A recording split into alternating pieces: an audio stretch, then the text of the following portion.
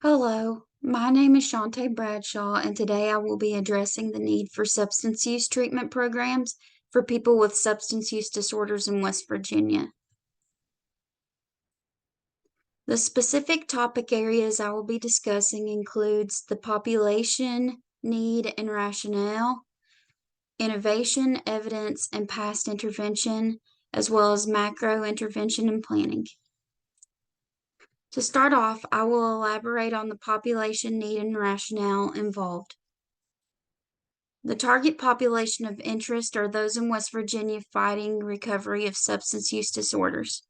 These individuals struggle with a number of challenges, including but not limited to healthcare inequality, economic disparities, legal challenges, transportation issues, unemployment, and limited educational opportunities, especially in West Virginia.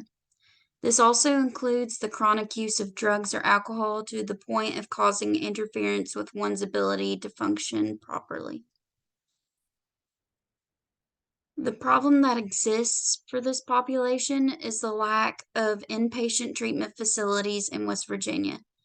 For example, only 12 substance use rehabilitation facilities in West Virginia provide long-term inpatient 90-day treatment programs for substance use and alcohol disorders.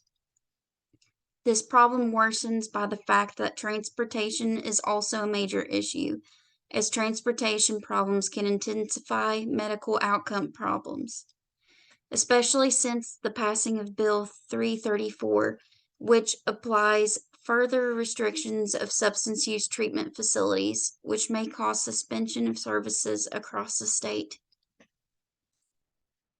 The changes that I am proposing include an expansion of accessibility to transportation, naloxone, needle exchange programs, fentanyl testing strips, but most importantly, inpatient treatment facilities. I am a social worker at a day report center in Wayne, West Virginia. In October 2021, Wayne's one and only inpatient treatment facility for women recovering from substance use and mental health disorders shut down. Due to the limitation of sources to refer clients to in Wayne, the clients either fail to report due to their lack of transportation and accessibility to the center, or I work with their judge or magistrate to refer them to another closer center. In some instances, this has even resulted in a jail sentence because my clients have lost hope due to accessibility issues and a need to escape their negative environment to focus on themselves to gain abstinence from drugs. Due to being born and raised in Wayne, West Virginia, and my desire to provide the best treatment possible to my clients, this issue is of great importance to me. Innovation, evidence, and past intervention. The number of fatal overdoses in West Virginia increased by more than 40% between August 2019 and August 2020. Per the preliminary statistics from the U.S. Centers for Disease Control and Prevention, West Virginia has many risk factors and few resiliency factors, as seen by the state's high poverty rate of 19.1% and limited access to medical care. Due to the extensive usage of drugs, West Virginia has the highest percentage of overdoses in the country. These factors express how detrimental an expansion of treatment is needed.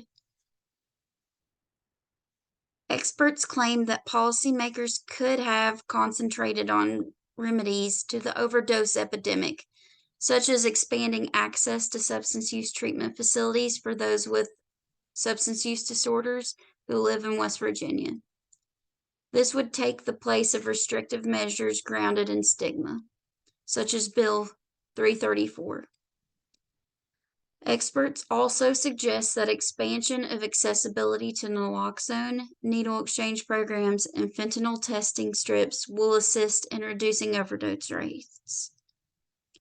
In order to expand substance use treatment services, it is possible that reform of this bill will need to be made first. This would allow for these services to continue and expand as experts profess. Macro intervention and planning. Stakeholders involved in this plan would include substance use treatment facilities, political officials, and members of the community, while a social worker's duty would involve the engaging and assessing of the services that would be offered, planning how the change can be enacted, advocating for the rights of those with substance use disorders and treatment availability, as well as seeing the implementation of the plan through. Given that rural communities have smaller populations and access to education can be limited to economic disparities, concerns may involve finding qualified professionals to run new inpatient treatment facilities. The cost of such treatment may be unaffordable to those who struggle financially, while transportation will remain a concern if the facility is unwilling to transport their clients.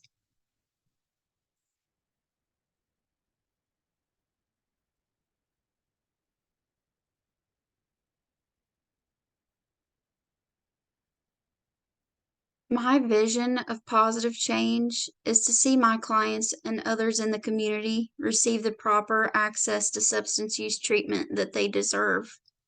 Rather than panicking that they cannot make it to my facility for treatment in fear of being revoked by the courts, I would like to see them have the ability to report to my facility more often.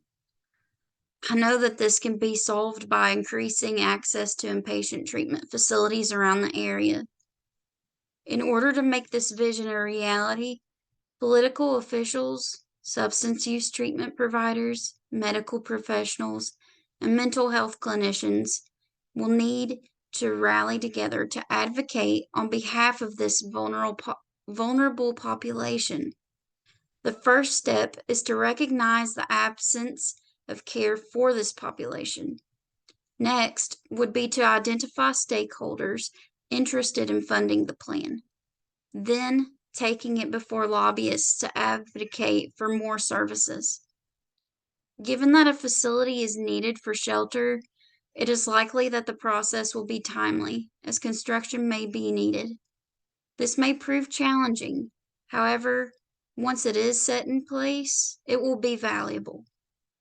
Given that so many in West Virginia struggle on a daily basis and cannot receive the access to treatment they so desperately need, the overall community will continue to struggle. This deserves great consideration. Thank you.